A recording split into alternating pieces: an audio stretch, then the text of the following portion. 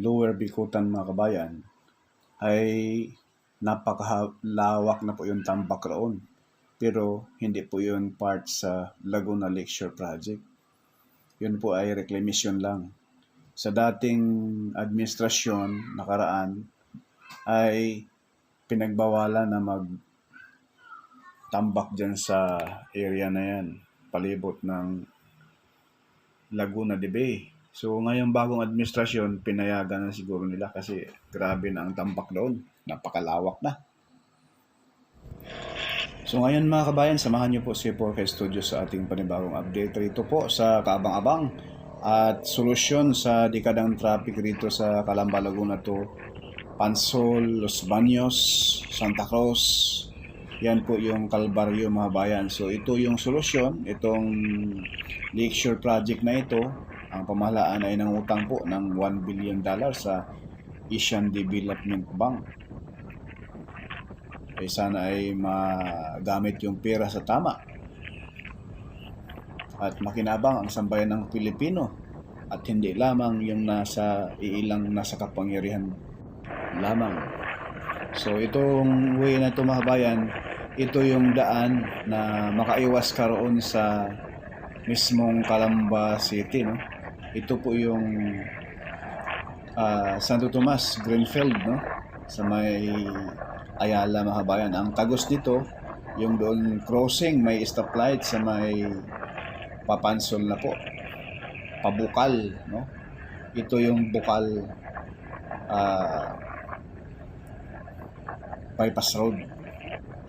So itong area na ito mga kabayan ay part ito ng Greenfield, Ayala land. So napakaganda yung lugar. Ayan po. At talagang pero dito mga bayan ha, itong area na po ay traffic na po ito itong rush hour sa area na ito. So ayan na po yung intersection, yung stoplight rito, yung pakanan ay papuntang Pansol na. So itong area na ito ay Bukal, Calamba, Laguna. So ang bypass road, Laguna Lakeshore Project, diretso lang papuntang Laguna de Bay na po ito sa unahan mga bayan. Hindi kaliliko. Kung galing ka ng Calamba, kakaliwa ka rito sa stoplight. Kung galing ka ng Pansol, yung stoplight na yan, pa right side kayo. No? Kung galing ka ng Maynila, galing ka ng Santo Tomas, dito diretso lang papunta kayo ng Laguna Lakeshore Project. Silipin natin ngayon kung mayroon na po yung progress, no? Let's go!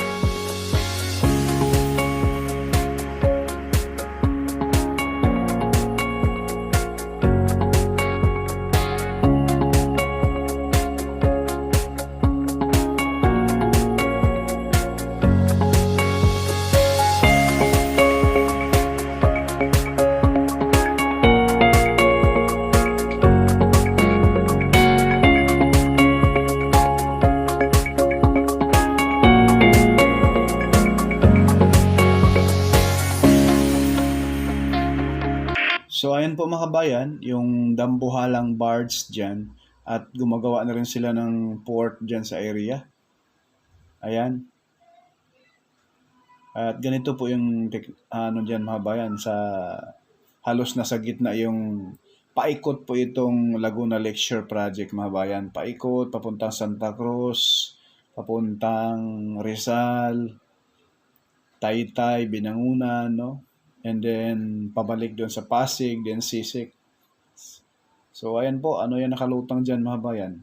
Ayan o, may mga heavy equipment na pero yung pag-start sa paghukay sa mga poste, sa pagtatayuan ng mga poste mga bayan ay wala pa. So ayan na po yung alignment sa exit rito sa Calamba. Ayan o.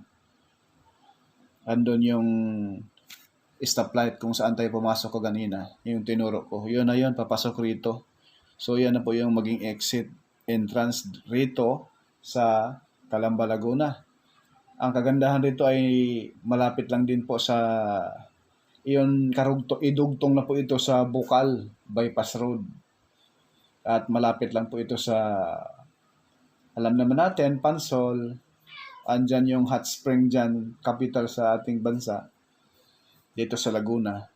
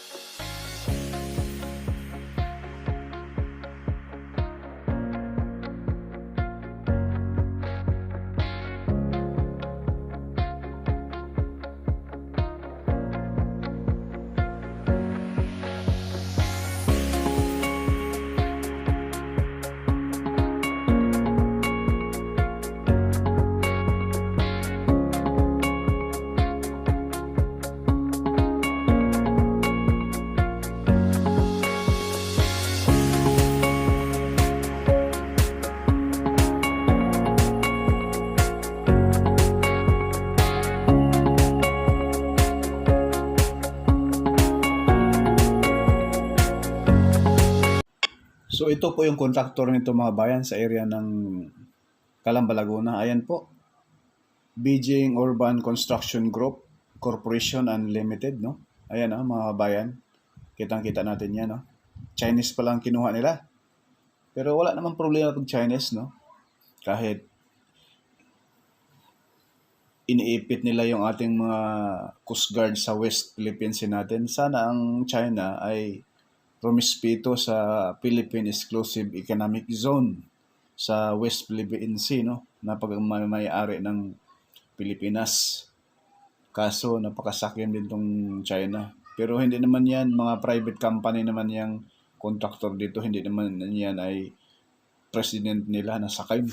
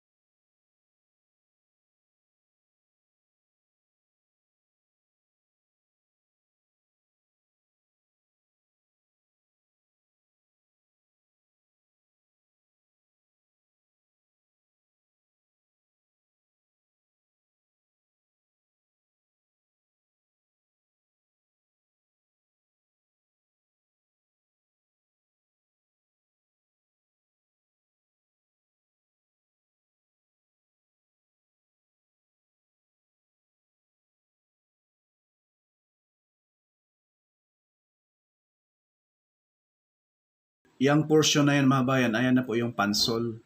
Andyan na po yung mga hot spring dyan, no?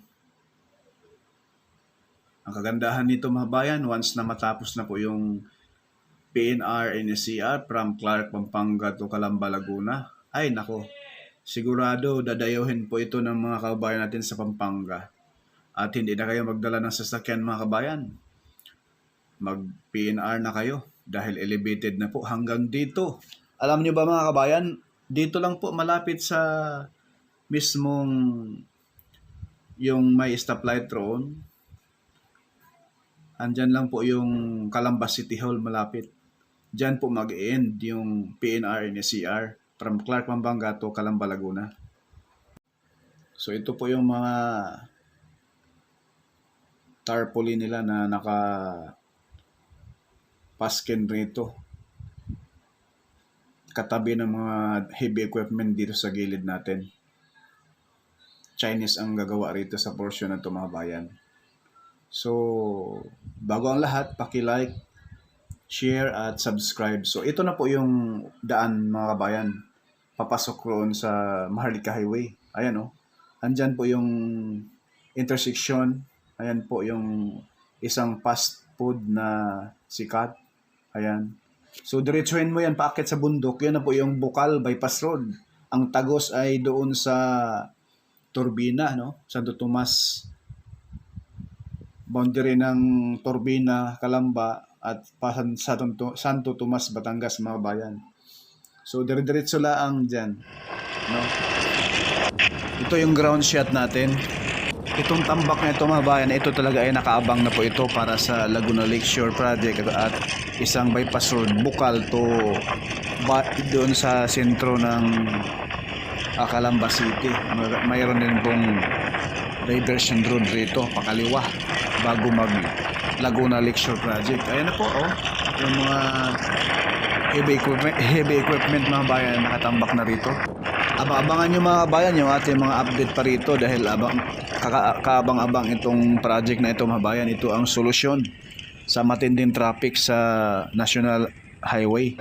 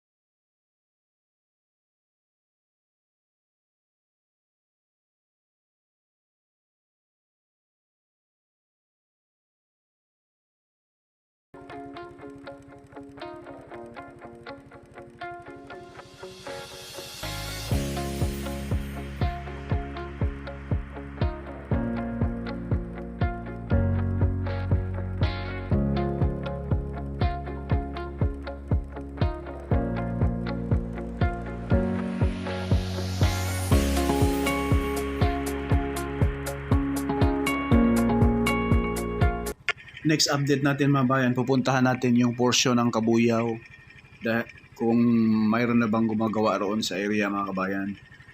No? Kabang-abang po ito at ito po yung solusyon sa matinding traffic dito sa may Pansol at papuntang Kabuyaw at sa National Highway. Paki-like, share, follow at subscribe po mga kabayan. Maraming salamat.